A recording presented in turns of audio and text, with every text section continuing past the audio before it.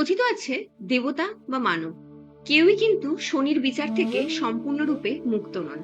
আজকের গল্প তেমনই এক নিয়তির এবং ভাগ্যের, যেদিকে একপাশে দাঁড়িয়ে রয়েছে সর্বশক্তিমান মহাদেব, আর তার ওপর প্রান্তে দাঁড়িয়ে রয়েছেন ন্যায় এবং কর্মফলের দেবতা স্বয়ং শনিদেব। দেবতাদের বার্তাবাহক নারদ মুনি এলেন কৈলাসে।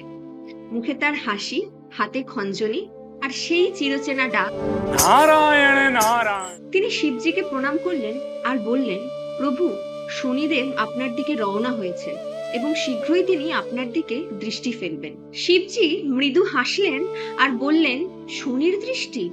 তাহলে আজকে বরং আমি সরে দাঁড়াই। যেখানে তার দৃষ্টি পড়বে না সেখানেই আমি যাব।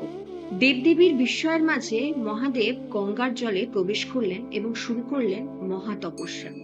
একদিন গেল, দুদিন গেল, 1 মাস, 1 বছর, দেখতে দেখতে 7.5 বছর কেটে গেল। গঙ্গার হিমশীতল জলের নিচে নিঃশব্দে ধ্যানমগ্ন মহাদেব বসে আছেন কঠোর তপস্যায়। ঋতু পরিবর্তন হলো, পাহাড় পর্বত তার আকৃতি বদলালো, তবুও মহাদেবের তপস্যা কিন্তু ভঙ্গ হলো না। 7.5 বছর পর শিবজি তার ধ্যান ভঙ্গ করলেন।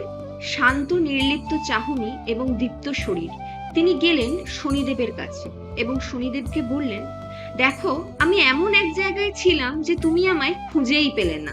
শনিদেব নম্রভাবে শিবজিকে প্রণাম করলেন এবং নম্রভাবে বললেন, প্রভু, আপনি তো 7.5 বছর গঙ্গার ঠান্ডা জলে তপস্যা করলেন, শরীরের কষ্ট এবং সময়ের পরীক্ষাকে সহ্য করলেন। সেই 7.5 বছরই তো ছিল আমার সাড়ে সাথী।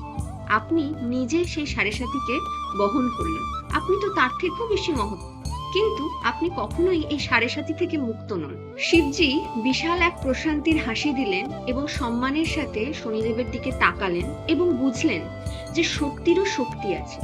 সবাই কিন্তু নিয়তির কাছে হার মানে, আর এই নিয়তির বিচার থেকে কিন্তু কেউই মুক্ত নয়, স্বয়ং শক্তিও নয়। এই গল্প শুধু পুরাণের নয়, এই গল্প হলো একটি শিক্ষা। এখানে স্বয়ং মহাদেব যদি শনিদেবের সাড়ে সাথী মেনে নিতে পারে, তাহলে আমরা কেন মানতে পারি না? ধৈর্য ধরো, যখন কঠিন সময় আসবে তখন বুঝে নিতে হবে শনিদেব পরীক্ষা নিচ্ছেন। ভিডিওটি ভালো লেগে থাকলে অবশ্যই আমাদের চ্যানেলটিকে সাবস্ক্রাইব করবে, ভিডিওটিকে শেয়ার করবে, লাইক করবে। ধন্যবাদ।